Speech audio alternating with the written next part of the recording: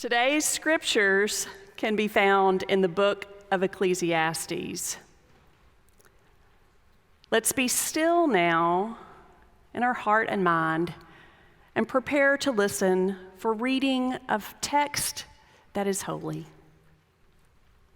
Whatever my eyes desired, I did not keep from them. I kept my heart from no pleasure, for my heart found pleasure from all my toil, and this was my reward from all my toil. Then I considered all that my hands had done and the toil I had spent in doing it, and again, all was vanity and a chasing after the wind, and there was nothing to be gained under the sun. There is nothing better for mortals than to eat and drink and find enjoyment in their toil. This also, I saw, is from the hand of God. For apart from him, who can eat or who can have enjoyment? For to the one who pleases him, God gives wisdom and knowledge and joy. But to the sinner, he gives the work of gathering and heaping, only to give to the one who pleases God. This also is vanity and a chasing after wind. This is the word of God for the people of God. Thanks be to God.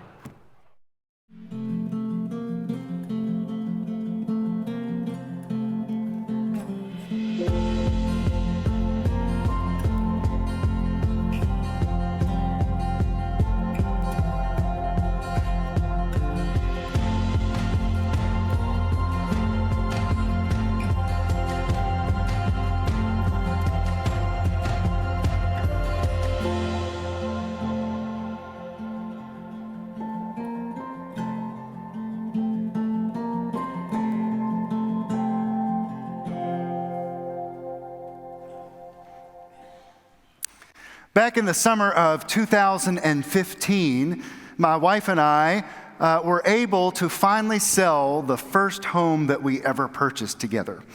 And we were in such a rush to seal the deal that we went ahead with the timeline of the buyer, even though we didn't have a place to move into yet, because we wanted to make sure we didn't lose money on the house.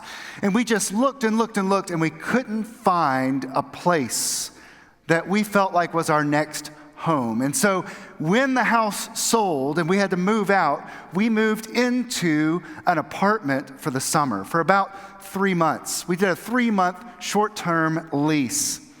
Now, I know what you're probably thinking. People do this all the time, but is it a really exciting thing to have to move all your stuff into a tiny 2-bedroom apartment and everything else into storage? No, it isn't. My kids were still under the age of 10, but they had to share a bedroom together, a boy and a girl, and luckily my daughter had a trundle bed, so we had an extra little bed for my son to sleep in. We don't like to remind him about that. We did that again for about a summer, and we were on the first floor, and there were perks to this apartment for the summer. You know, not having to cut my grass for a whole summer was wonderful. But at the same time, we were on the first floor and people were always outside. There was a pool just yards away from our front door. And I remember sometimes slaving away on a Saturday working on a sermon while everybody else was having fun at the pool. I maybe was not the best roommate that summer. I probably was a bit discontent during that time period. But do you know who really enjoyed that summer? My son Davis was 6 years old. He had a grassy area outside to play, to run around, to ride a scooter. And there was one incident that really sort of summed up the opposite reaction to that summer versus my reaction to that summer. And that was one afternoon where my wife Julie and my son Davis were at the pool. And this 6-year-old just had the day of his life. And he leaned back on that chair right there by the pool. He put his arms up behind his head like this, and he said, "This is the life." For him, that summer was a highlight of his young days. For us, it was one of those, speed bumps in our life. It was a place we had to live until we finally were able to move in the house we're in now. What is the difference between my summer of discontent and his summer of contentment? Is it just perspective? Is it just expectations? Or is there something deeper? You may have heard of author and pastor Tim Keller before. He has one of the largest churches in New York City. And years ago, he told this story about reading an article from a publication that was really in its heyday in the 60s and 70s. It was called The Village Voice.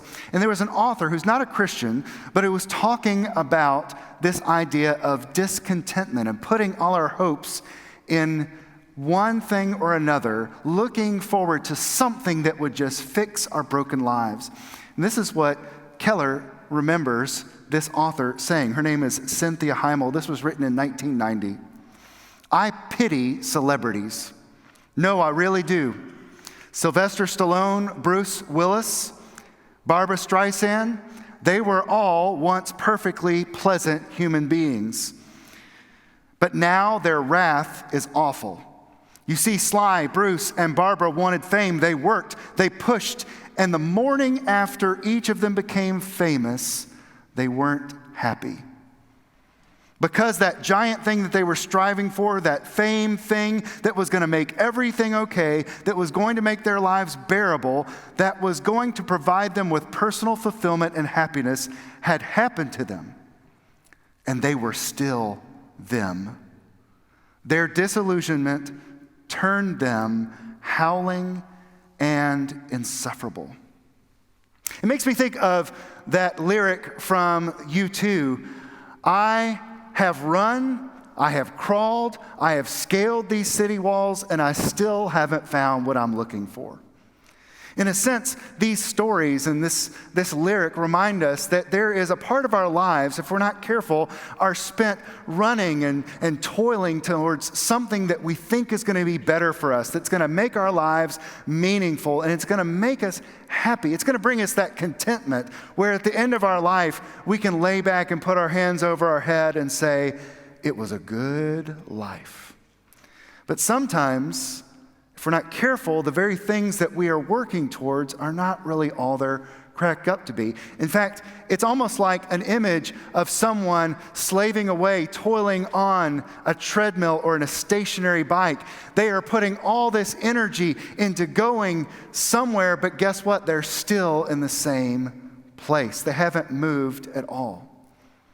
The toil didn't change their predicament at all. I think we've got a lesson to learn in terms of commitment today. And what does it mean for us to have a perspective on gratitude, thanking God for the blessings we have in our life, and as well as the same time of checking our desires and making sure that they are good and right for us? I'm going to do that by following through a prayer today. And the prayer is going to be line by line on the screen. And if you're one of those people that loves to write things down, you have an area on the back of your bulletin that says sermon notes. You can write this prayer down. And so we're going to start with the first line here. And the first line of it is, Lord, help me be grateful for what I have. Now, this prayer is written by a United Methodist pastor, and it's all about contentment. And so we'll start here. One of the antidotes for discontentment is gratitude. Lord, help me be grateful for what? Not what I'm going to get someday, but for what I already have. We sometimes have blindness in our lives when it comes to our blessings. We can look around and see all the problems out there, but we're not very good at looking around and seeing what God has already given to us. Now, some of you may have heard this story before, but I have been blessed with a life coach. A life coach. God knew that I did everything wrong, and so He blessed me with a wife who is my life coach. There's always a better way to do it, and thankfully she knows how to do it. And it can be kind of frustrating sometimes to realize the things that I thought I was doing fine are not always the right way to do things. There's always a better way. And I will admit it right here and now. After I try it, it's usually better. It usually is. She's right. But if I get so focused on the frustration of being told how I can do things better, I can become, in a sense, blinded to all the good things. I can forget. I can sort of fixate on the frustration and forget the love and the blessings. My son Davis, same one that had his arms behind his head that when he was 6 years old at the pool, he had this Mother's Day chart or questionnaire he had to fill out. And it was, what's mom's favorite food? What's mom's favorite drink? All these things. And it was favorite thing about my mom. And it said, my mom stops me and my sister and my dad from killing each other. She is the glue in a family. She's the one that sort of keeps us all together. And the thing about it is, too, Julie is one of those people that sort of worries about the things that are really important that I don't see coming. If I get so frustrated by the things that, are those little annoyances in our relationship, I miss the big blessings that are there. And I think that you probably have people in your relationships like that, don't you? It could be a parent, it could be a child, it can be a neighbor, it could even be a spouse. God has given you, blessed you with people in your lives that if they were gone, you would miss them terribly. If they were gone, you would miss what they provided you, and yet you take them for granted every single day. We are like that sometimes. We sometimes do not realize the blessings that are already in our lives, and often they are people more than things, aren't they? But there are even things that we already have in our lives that we're not grateful for, and yet they get us where we need to go. They sustain us. They are there for us. We often jump from being grateful into desiring more, but we've got to stay in this place of wanting to be grateful for what we have, because that is an antidote for discontentment. But there's more. The prayer continues. It starts off by talking about gratitude, but now it says this: Lord, help me be grateful for what I have, and then remember that I don't need most of what I want. I don't need most of what I want. How many people have made a midnight impulse buy on Amazon and then had to go and return it? Go to UPS, go to Whole Foods and put it there and send it back because you realized you don't even want it. And yet you spent hours researching it, right? The author of the book of Ecclesiastes that we studied this morning, that Pastor Maggie read from us, bits of chapter 2 of Ecclesiastes. The author, we don't really know the true name of the author, but the title of the author translates roughly to teacher or preacher. And the teacher must have been somebody of great wealth. In fact, some people theorize that it's probably King Solomon, because he was the king of Israel during its greatest time of wealth. Now, we don't really know that, but this teacher, this preacher, whoever it is writing down wisdom. And what does he say? He says, I had the means to give in to any desire, any indulgence, and I did. He's not bragging. He's just saying, I've done it all. I have taken care of every desire, and guess what? I'm still unhappy. I am still unhappy. Nothing that I did actually fulfilled me. Everything was, and this is the passage I want you to remember, this thing right here. This is the key to discontentment, okay? Discontentment is, as Ecclesiastes says, chasing after wind. Chasing after wind. This is what the teacher says. When we are chasing after the more that's going to fix our lives, it's like chasing after wind. What's the problem with chasing after wind? We're never going to catch it, right? We're never going to catch it. It is pointless. It is endless. It is chasing after wind. If we're chasing after something that we think is going to fix our lives, something that once we have it is going to make us happy, we often find that we are just the same as we were before. The same issues are still there. It's because our discontentment is more of a perspective of our lives than actually a loss of what we want. And that's what the teacher is telling us. He's done all this before. He has given in to every indulgence, and he's still unhappy.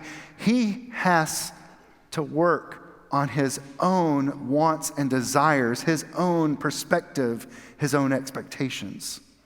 That is part of the key. To realize that some of the things that we are chasing in our lives is like chasing after the wind, will still be the same after we get it.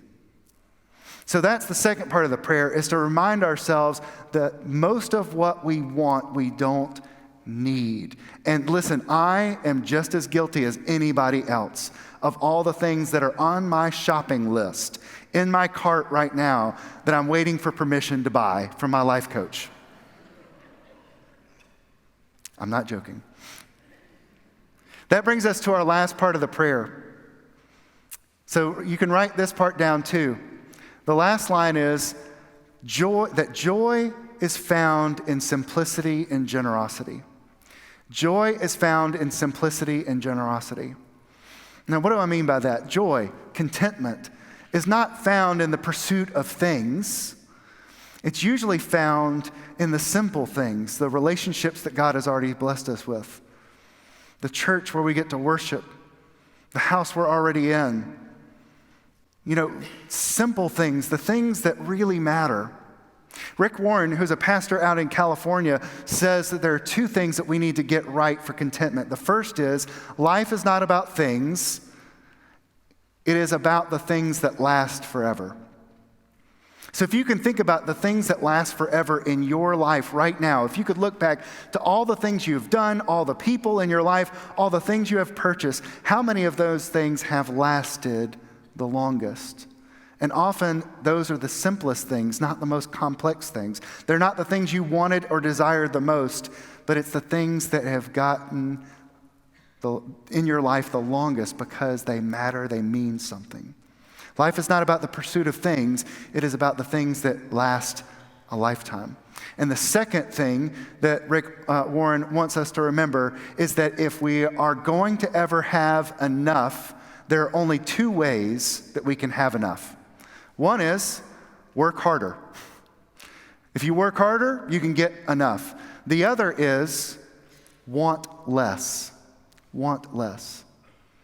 Either work harder or want less. There's no other way to get enough in our lives. Already, the teacher from Ecclesiastes has told us the warning about working harder and toiling for more. So wanting less, that doesn't mean that we have to sell all of our belongings in order to live a simple life. It just means that we need to want less. We need to realize that life is not, again, about things, but about the things that matter and that last a lifetime. These are things that we really need to understand if we are going to find joy. And it's not just about joy in what we have, but it's also about being generous. John Wesley is the sort of father of the United Methodist Church and the Methodist movement. And one of the things that he said that is important for all of us to understand is that we need to earn all we can, then we need to save all we can, and then we need to give all we can. You see the difference there? He says, earn all you can so that you can save all you can. And if you save all you can, then you will have the opportunity to be as generous as you want. And often we find our happiest moments, our most content moments when we're able to give and to share, don't we? Not when we get something, it's when we have the opportunity to give something. Contentment often comes when we are generous more than we are receiving something. So remember this. Joy comes not in the pursuit of things or the chasing after wind, but it comes in the joy of simplicity and generosity, the last line of our prayer. These are important things for us to remember if we're going to find contentment in our lives. Let's look at this prayer one more time. And would you read it out loud with me? Lord, help me be grateful for what I have. Remember that I don't need most of what I want, and that joy is found in simplicity and generosity. Amen. I will say this in closing. When we ignore this prayer and when we ignore its teaching in our lives or Ecclesiastes, we then become enslaved to the pursuit of chasing after wind. One of my friends, Lisa Uboa, who is a pastor in North Carolina in the Methodist Church, says to her church all the time, don't be your own Pharaoh. Don't be your own Pharaoh. Do you remember who Pharaoh was? He was the ruler of Egypt who enslaved the Jewish people. He made them build the cities of Pithom and Ramses brick by brick, and he put them out in the fields as forced laborers. He was the one that enslaved them to do what he wanted. And what she's telling us is, don't be your own Pharaoh. When you put yourselves into the pursuit of more because you're discontent, you are actually enslaving yourselves to the pursuit of chasing after the wind. Don't be your own Pharaoh. Don't allow yourself to be enslaved to this pursuit of more because it doesn't lead to anything productive. Instead, focus on the things that bring true joy to you and to others, and the things that provide you with the opportunity to be generous to all. Thanks be to God. Amen.